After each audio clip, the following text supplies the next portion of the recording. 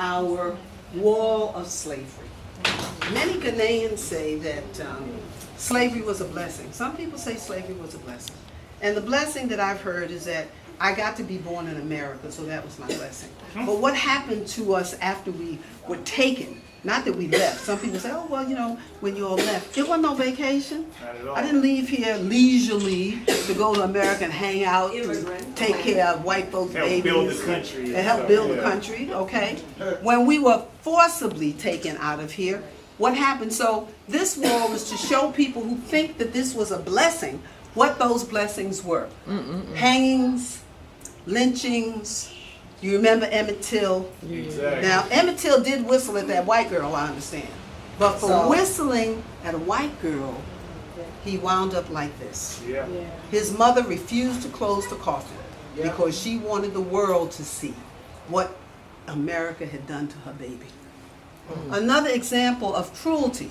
Here, this apparatus was used on the mouths of enslaved Africans to keep them from eating the sugar cane that they were harvesting. This went over their head, locked in the back, and so that they could not eat. Okay? Is that a Here. hook? I'm sorry. Go ahead. Is that a hook in his body? Which one? This, Up top, this picture here. This one is that here? a hook in his body? Yeah. This person is hanging by a hook or rope from here, by the waist. Okay? And they would hang you up like this. You wouldn't be dead when they put you up there, but you hung there until you died. Okay? A lot of these pictures, these hanging things like this, these are pictures that can be found in the Library of Congress in America. Here, auction and Negro sales. If you wanted to buy a Negro, you went here, you were put up on an auction block and auctioned off. You might be auctioned husband and wife or man and woman together, but for the most part in the United States, enslaved Africans were separated. So women went one place, men went another place, and then they yank your babies, and your babies went someplace else. The difference between slavery in America and slavery in the Caribbean, as I'm told, is that in the Caribbean they sold us as families. Because selling us as families, we would be less likely to want to run away. Exactly. Because you don't want to run away from your family.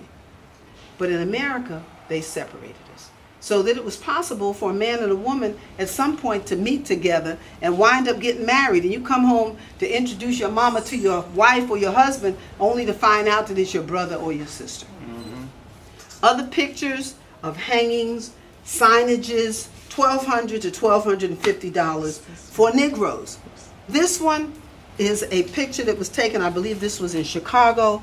Now, you have to look at the glee on the faces of these Europeans Exactly. as they burned this young man at the stake. They burned him alive, which was something that was not an unusual occurrence. Because if we look at Black Wall Street, if we look at Greenwood and other places that they don't even tell us about, and that's why it's important for us to research on our own so that we know the history. Now, those of us that came out of New York know the story of Amadou Diallo. Yes, we do. Amadou Diallo, 42 bullets were fired at him in front of his own house. They asked him for identification. They claim that he raped someone. 42 bullets fired at him. 19 bullets entered into his body. When he was dead and they found that what he reached for, which is what they asked for, was his wallet. Years later, these 4 men went free. And I was in America when they said they were free. I hollered and screamed and cried like a baby. Because once again, the system said that the value of an African life was zero, was nothing, okay? Now here in 1998, we had our first Emancipation Day celebration. And you can see from here the thousands of people that came out standing in back of what is now called the door of return. The door of no return. And these caskets, you'll see 1 and 2. One came from the Caribbean, Jamaica. The other one came from the United States. And they were taken through the door of no return and ultimately up to Asin Mansour. Okay. So these are some other pictures and sayings showing the things that happened to us. Now, some of us remember Boxcar Brown.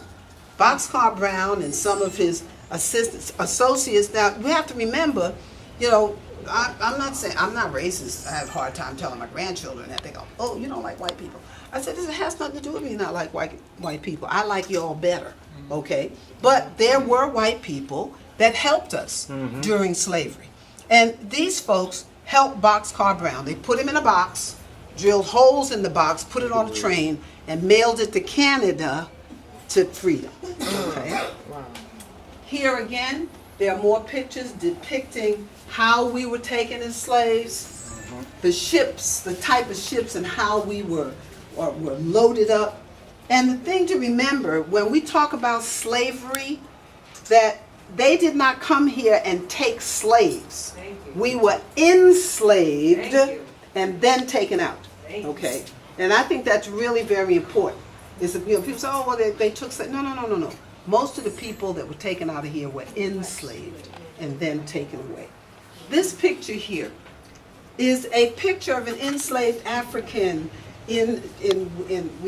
whether it's America during Civil War times, showing how he had been brutally beaten, cat o' nine tails.